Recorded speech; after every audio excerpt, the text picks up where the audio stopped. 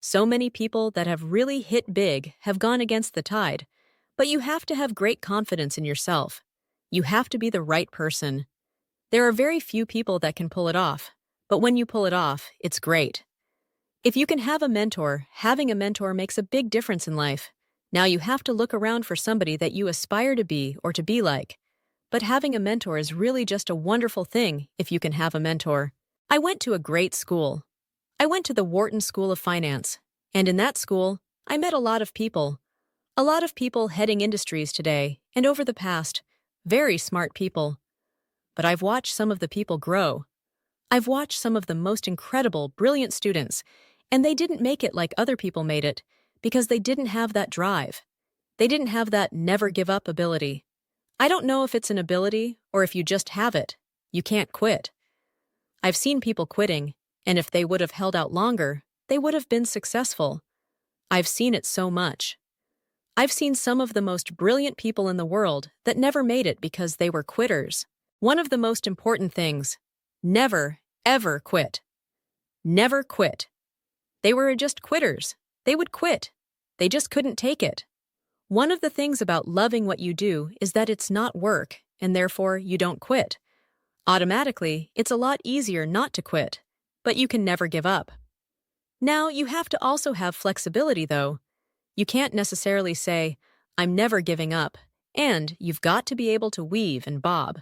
You don't have to go through a concrete wall when you can go over it or around it or under it or something. You have to have flexibility.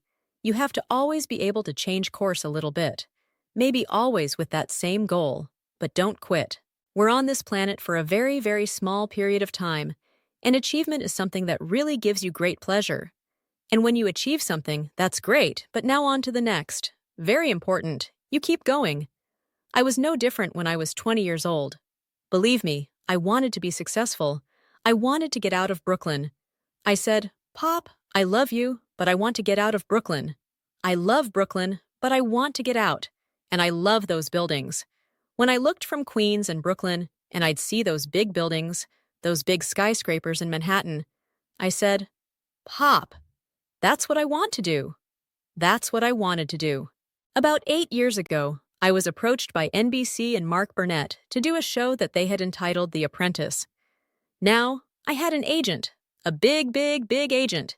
And he was a great agent, but I shook Mark Burnett's hand, and NBC was dying to do it. And they said, "We'd only do it if you do it, Trump. You're the only one we want. Nobody else."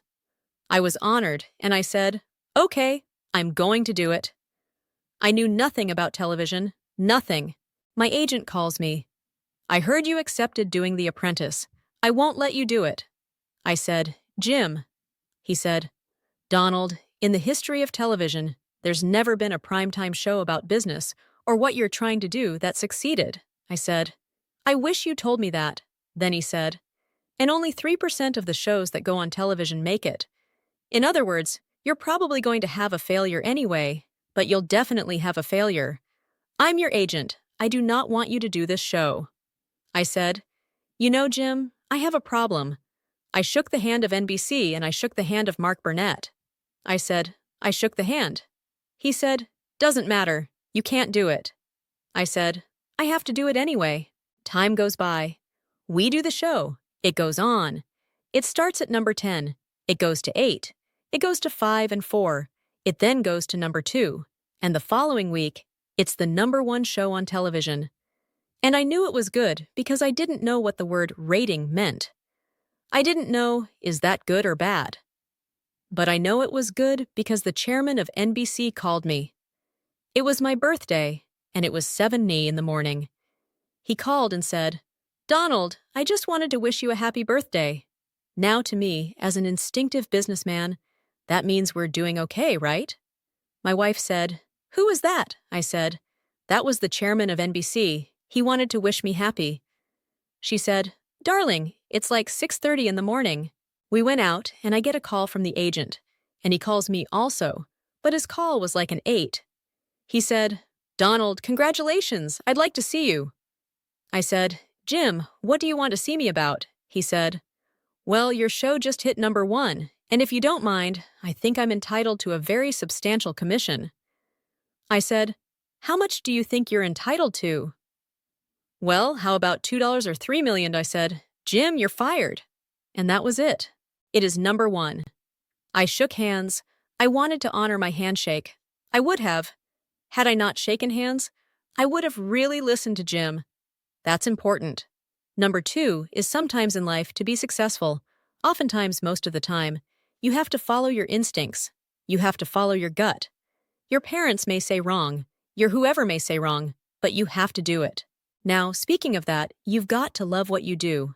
And I've seen so many instances where people with great talent went into things that they didn't love, and they failed. I would always say to people, and I'd see people, and I'd say, "You've got to love what you do." Because, you love what you do, you work harder, but it's not work.